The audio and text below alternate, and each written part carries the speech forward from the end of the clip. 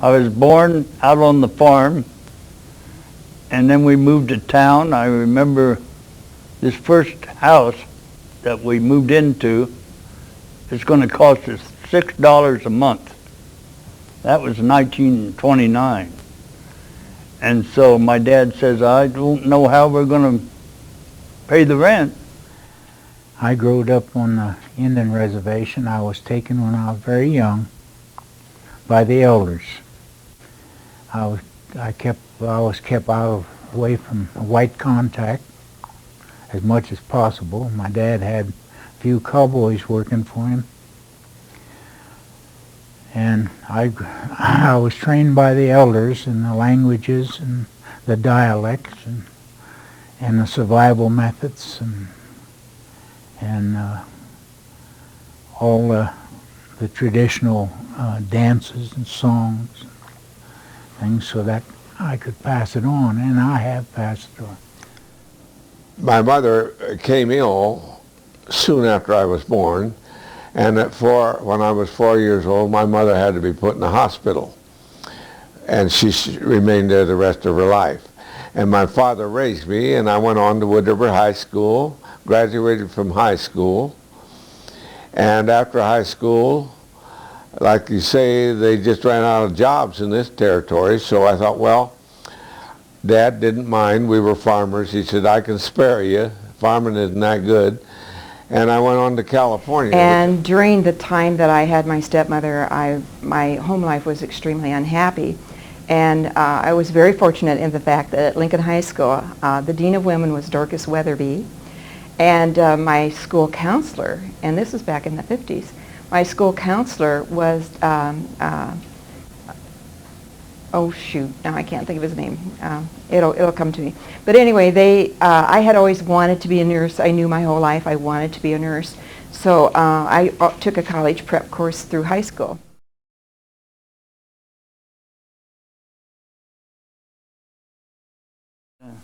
Then I went to school in Clay Center, and I graduated in 1942.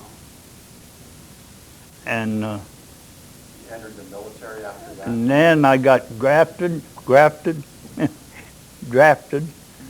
in 1943. The Great Spirit gave me that ability to pick up those languages.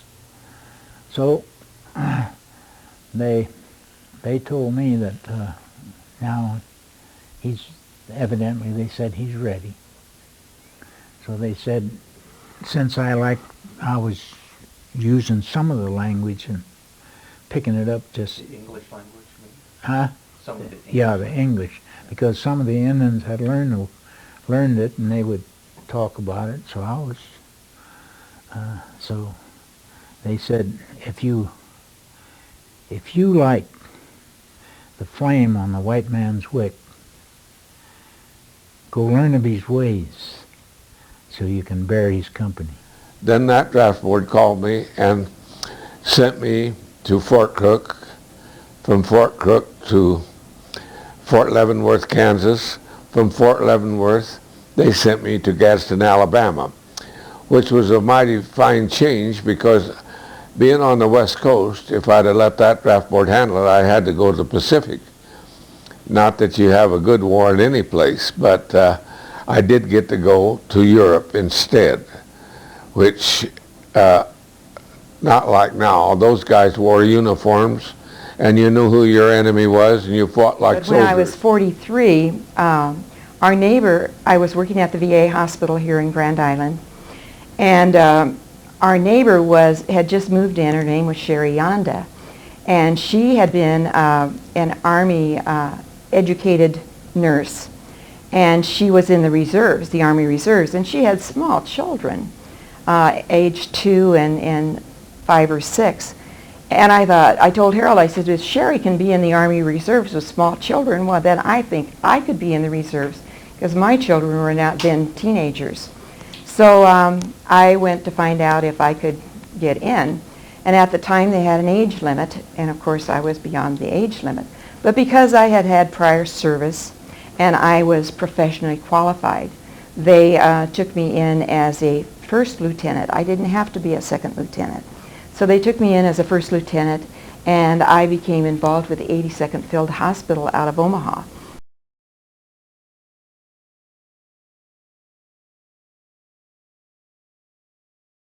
You get drafted, you don't know where you're going.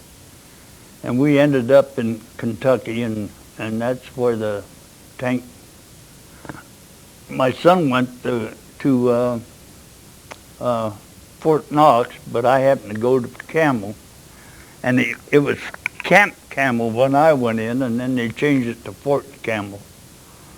That's a big place now, Fort Camel. And then I didn't decide to go overseas either.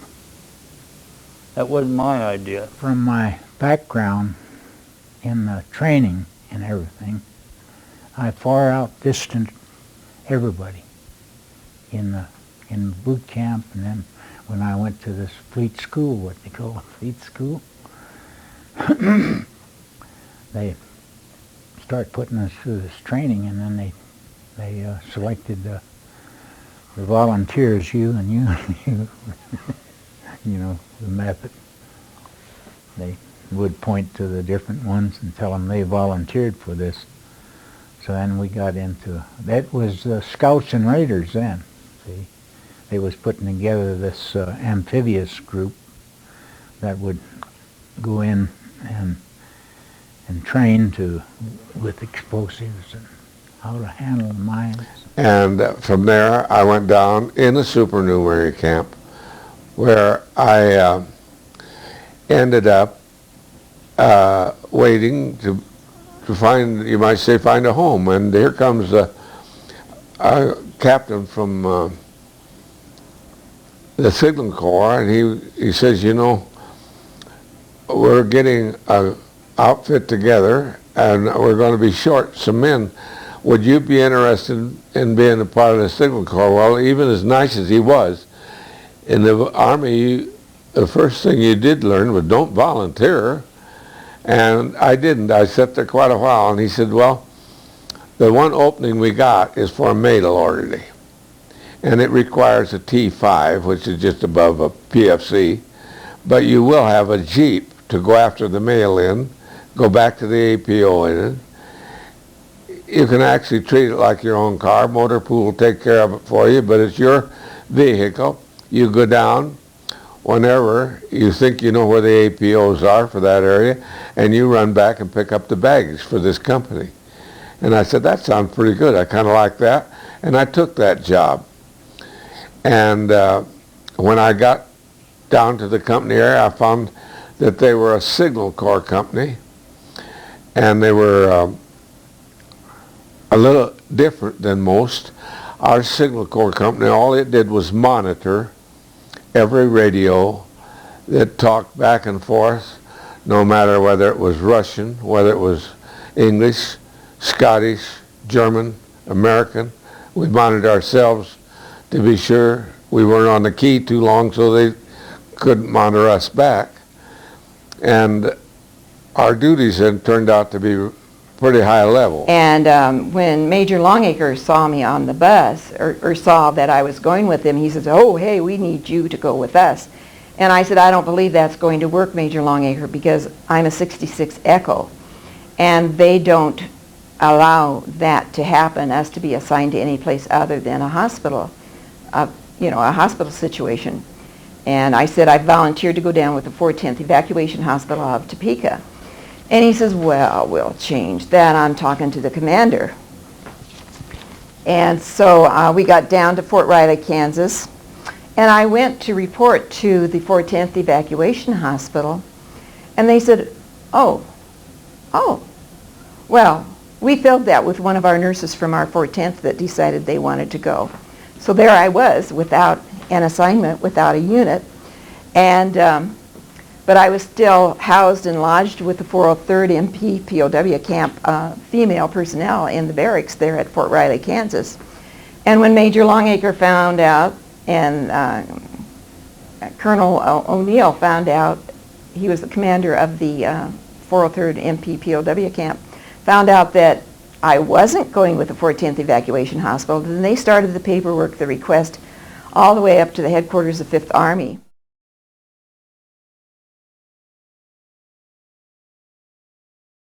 And the first time I went in combat, that sergeant says, "What smells?" And I says, "I think I just shit my pants." And he says, "You know something? I did too. We both did. We were scared." I tell you why we got scared, because there was a tank about 50 yards on this side and another one 50 yards over there, and they both got it. And they said, "Here we go. We're going to get it now." But it wasn't our turn to go. I've been scared many times. Many times. You ask somebody if they was ever scared, and if they said they wasn't over this. Ponapia had this radio tower, supposed to have their elite Japanese Marines there guarding us, see. And there was 2 generals that had got in there, and we were supposed to go in there and take them out. So I was riding point that night, and it was dark. We always operated in the dark. There was no, once in a while the moon would shine through the trees, and that's one time that I knew the Great Spirit laid his hand on me.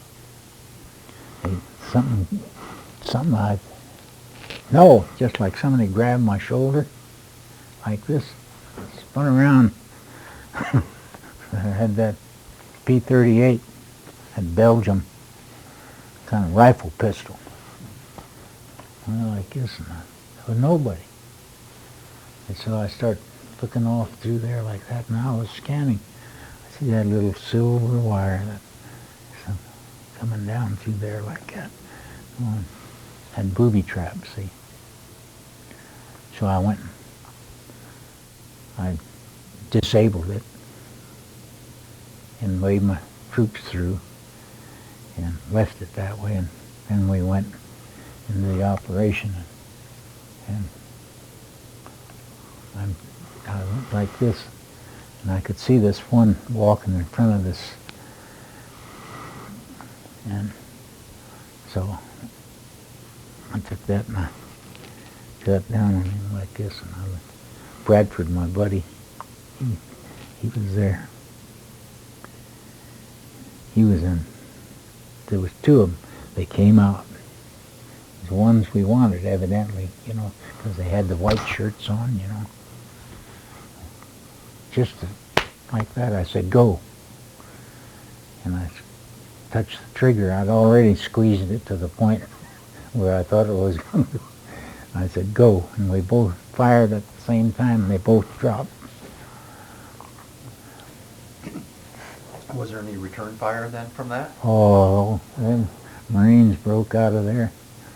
Boy, and I'll tell you, they start coming, but we had the machine gunners with us, And they didn't get too far to us. And then we call the operation. We went down in there then, and we picked up a woman that they was using in there, And we took her. Bradford was going to kill her. No, I said, "Old Perkins would like to talk to her." I said, he was an intelligence officer, see. He might be able to get more information. So we took her. And I went back and hooked that back together, see. Their booby trap. Yeah, I hooked it, and I added a few more hand grenades of ours and hooked it up and took off. We got about 5 minutes. They were still shooting at us. We got about 5 minutes down there and go, whoof. She says, go, whoof. Bradford said, there's just some Japanese that'll never set another booby trap. And I grabbed that gun, and we both ran and jumped in the foxhole. And the going was tough right there. We got up to make our move, and I moved forward, And right around the corner of that building came a German. And we were both just carrying our guns. I shoot left-handed, which made it a little tough for me because the safety was on the wrong side anyhow. But I didn't check that. And when I met him, my gun was pointed at his belly and his gun was pointed at my belly. And he had what we call a burp gun, which he just sawed me right in half. And so I quick pulled the trigger, and my gun was on safe. That's why I know that guy laying out there I borrowed the gun from was dead. And the reason he was dead, you don't carry your gun on safe in combat. And being left-handed, I couldn't knock the safe off quick enough. But this buddy riding with me, he kind of delivered me from evil when he shot over my shoulder and dropped that guy right while he was grinning at me, knowing my gun was on safety. And I never did get a chance to thank him either. This is the thing that bothered me most. His truck came by and said, "Bob, that's my truck. I'm going to jump in that."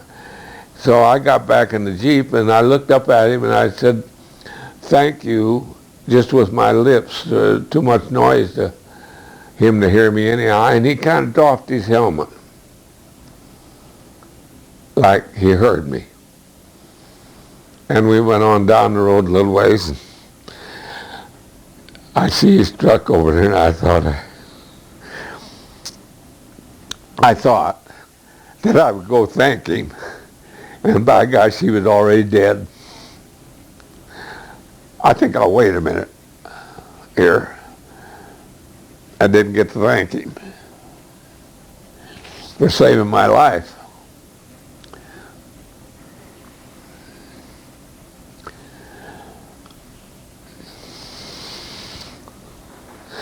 The luck of the draw. As the prisoners arrived to the encampment, they were given a large plastic bag and a large turkey